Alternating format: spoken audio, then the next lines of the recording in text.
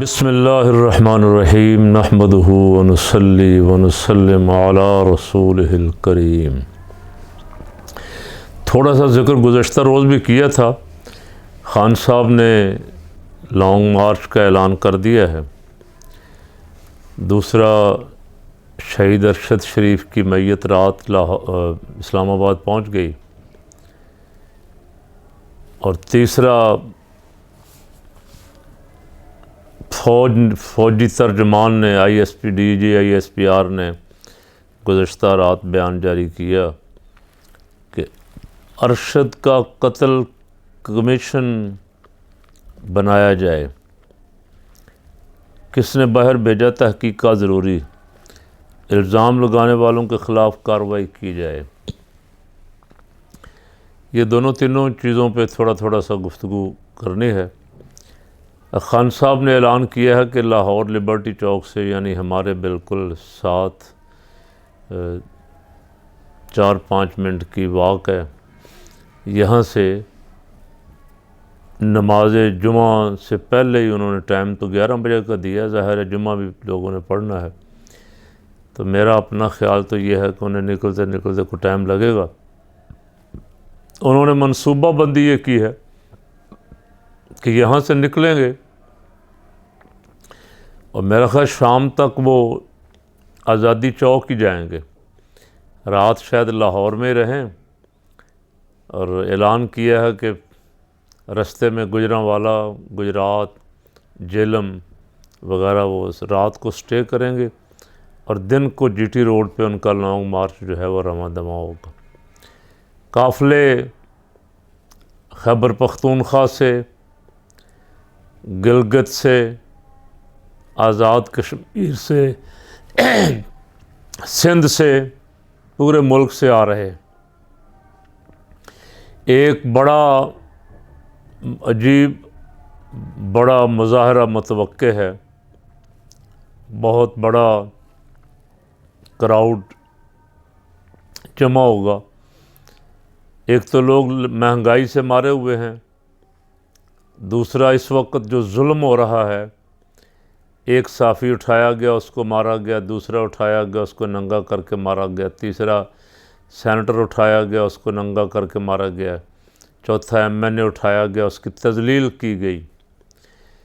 پتہ نہیں لگ رہا کہ یہ امپورٹڈ کیا کر رہے ہیں، یہ کیا کرنا کیا چاہتے ہیں۔ میں نے شاید عرض کیا تھا کہ یہ سمجھ رہے ہیں کہ ہمارا کھیل تو ختم ہو گیا ہے، تو جتنے دن ہمیں کرسی اقتدار ملی ہے، اپنے مخالفین کا بھی تیا پانچا کر کے جائیں، اور بہت خطرناک صورت ہو گئی ہے۔ کرتے ان کے پورا ملک جو ہے اس وقت بلبلا رہا ہے، لوگ افسردہ ہیں، اور ہر آدمی پریشان ہے کہ یہ کیا کرنا کیا چاہ رہے۔ لانگ مارچ مولانا فضل الرحمان صاحب نے کیا، بڑا لانگ مارچ کیا، پھر بلاول اور مریم نے لانگ مارچ کیا۔ کوئی رستے میں رکاوٹ نہیں تھی، کوئی پابندی نہیں لگی، کوئی شیل نہیں منگوائے گئے، کوئی حملہ کرنے کے لیے ڈرون کا انتظام نہیں کیا گیا۔ لیکن اب رانا ثناء اللہ صاحب ہیں، اب یہ سارا کچھ ہو رہا ہے۔ خبریں دوسرے تیسرے دن وہ خبر دیتے ہیں اتنے ہزار شیل منگوا لیے ہیں، اتنے ڈرون آ گئے ہیں، رستوں پہ کنٹینر لگائے ہوئے ہیں، خندقیں کھودی ہوئی ہیں۔ کراچی اپنے اسلام آباد کو انہوں نے ایسے بنایا ہوا ہے جیسے کہ خدا نخواستہ خاکم بدہن یہ میدان جنگ بننے والا ہے۔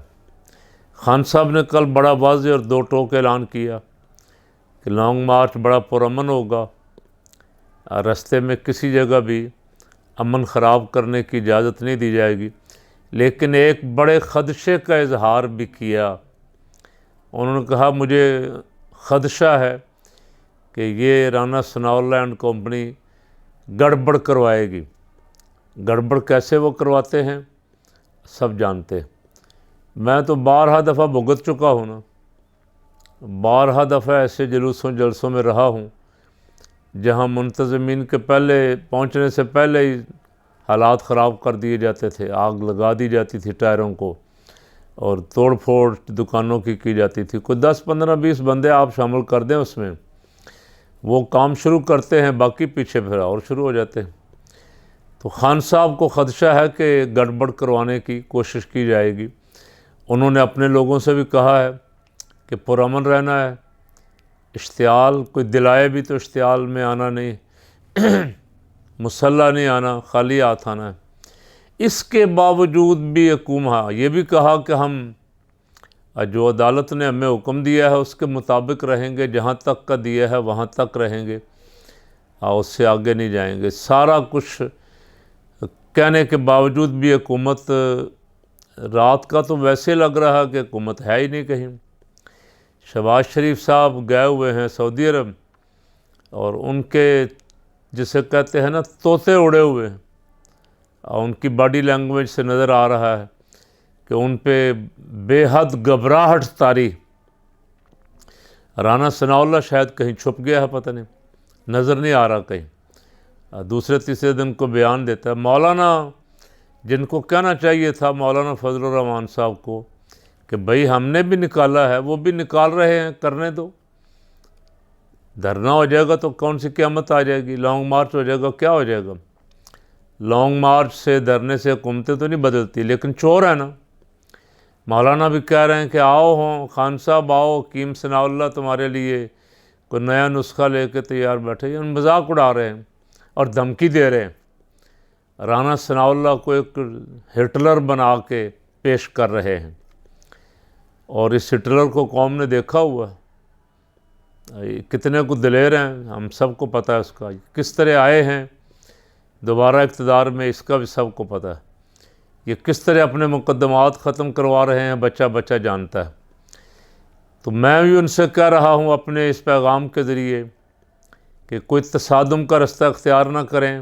رانا صاحب پرامن لانگ مارچ کو پرامن رہنے دیں, 1 دن 2 دن 4 دن جتنا وہ کرنا چاہتے ہیں کر کے واپس چلے جائیں گے. وہ پارلیمنٹ ہاؤس کو, چیف میں اپنے پرائم منسٹر ہاؤس کو, پریزیڈنٹ ہاؤس کو اٹھا کے ساتھ تو نہیں لے جائیں گے. وہ اپنا پرامن احتجاج کریں گے, تقریریں کریں گے, نعرے لگائیں گے, واپس چلے جائیں گے. لیکن حکومت بے حد گھبرائی ہوئی ہے, سندھ حکومت بھی گھبرائی ہوئی ہے, وفاقی حکومت بھی گھبرائی ہوئی ہے. ان کو سمجھ نہیں آ رہی, اور لگ رہا ہے ایسا کہ جیسے ان کا دل کر رہا ہے کہ ٹکٹ کروائیں لندن کی اور چھوڑ کے بھاگ جائیں. خطرہ ان کو یہ ہے کہ اس لانگ مارچ کے نتیجے میں کوئی انقلاب نہ آ جائے اور ہم پکڑے نہ جائیں کہیں. دلیر اتنے ہیں. محترمہ جو 2-3 سال سے ملٹری کو, آرمی کو, اداروں کو, عدلیہ کو آنکھیں دکھا رہی تھی, وہ بھاگ گئیں پہلے ہی.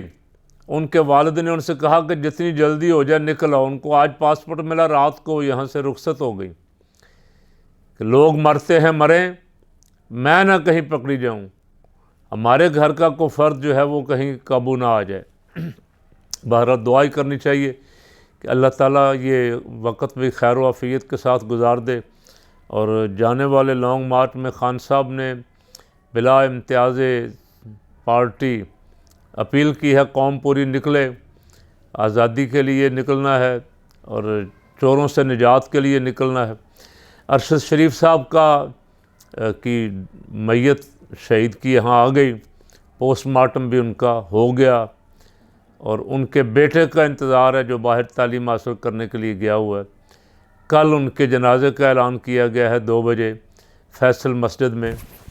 میں بھی اپیل کرتا ہوں کہ ایک بڑی تعداد میں حضرات شرکت کر کے اپنے ایک ہیرو کو, جو حق کے ساتھ کھڑا رہا, سچ بولتا رہا, جس نے کوئی ڈر اور خوف قبول نہیں کیا, ملک چھوڑنا, وطن چھوڑنا گوارا کر لیا, لیکن سودے بازی, ضمیر فروشی نہیں کی, اس کا جنازہ ہے, عاشق کا جنازہ ہے, ذرا دھوم سے نکلے, ایک مجاہد کا جنازہ کہہ لیں. اس نے جہاد کیا, جد و جہد کی, خوف زدہ نہیں ہوا. رانا ثناء جیسے لوگ اس کو دھمکیاں دیتے رہے, اور اب افسوسناک یہ ہے کہ ایک عورت نما ڈین اب میت پہ بھی سیاست کر رہی ہے، لوگوں کو دھمکی دے رہی ہے کہ سبق حاصل کرنا چاہیے اس سے، لیکن اس اپنے ٹویٹ پہ پھر زیادہ دیر سٹینڈ بھی نہیں لے سکی، معافی تلافی پہ آ گئی، اپنے ٹویٹ ڈیلیٹ کر دیا اور معافی مانگی۔ یہ اس لیول کے لیڈر ہیں کہ جن کو پتہ نہیں کہ کیا کہنا ہے کیا نہیں کہنا، پہلے کیا کرنا تھا کیا نہیں کرنا۔ قوم کو اندازہ ہو جانا چاہیے کہ ان کے اندر چہرہ روشن، اندروں چنگیز سے تاریک تر، ان کے چہروں کے میک اپ نہ دیکھیں، ان کا دل دیکھیں کتنا سیاہ ہے، کتنے سنگ دل ہیں یہ۔ ان کو نہ ان کے یتیم بچوں پہ ترس آیا، نہ ان کی بیوہ پہ ترس آیا، نہ ان کی بوڑھی والدہ پہ ترس آیا کہ ان سے دو ہمدردی کے بول سکیں، یہ دھمکی دینے اور مذاق اڑانے پہ۔ تو جو پوچھ رہے تھے کہ کس نے کیا ہے، کمیشن بنے، یہ ہو جائے وہ ہو جائے، ان سے کہتا ہوں کہ جو سبق سکھانے کا کہہ رہے ہیں کہ سبق سیکھ لیں اس سے، کیا سمجھ نہیں آئی کس نے کیا ہے، کون اس کے پیچھے ہے، کون سبق دے رہا ہے باقی صحافیوں کو بھی؟ دشمن اظہر من الشمس ہیں، کھلے دشمن، اور ان کو لمبا چوڑا تلاش کرنے کی ضرورت نہیں ہے، کوئی فیصلہ کرنے کی ضرورت ہے۔ D G I S P R سے بھی کہتا ہوں کہ کمیشن کی ضرورت بھی یہاں نہیں ہے، اب پتہ ہے کون دھمکی، ابھی تک میت کو بھی دھمکیاں دے رہے ہیں، کن کے خلاف اس کی ڈاکومنٹریاں، انویسٹیگیشن اور ڈاکومنٹریاں ایسی ڈاکومنٹ کے ساتھ کہ کوئی انکار نہیں کر سکتا اس کا، سارا کچھ موجود ہے۔ میں اس سے زیادہ نہیں کہتا، بس یہ دعا کرتا ہوں کہ اللہ ارشد شریف کے درجات بلند فرمائے، اور انہوں نے جو وطن کے لیے، آزادی صحافت کے لیے، حق اور سچ کے لیے قربانی دی ہے، اللہ تعالیٰ ان کی اس قربانی کو قبول فرمائے اور قوم کو کھڑا ہونے کی توفیق عطا فرمائے۔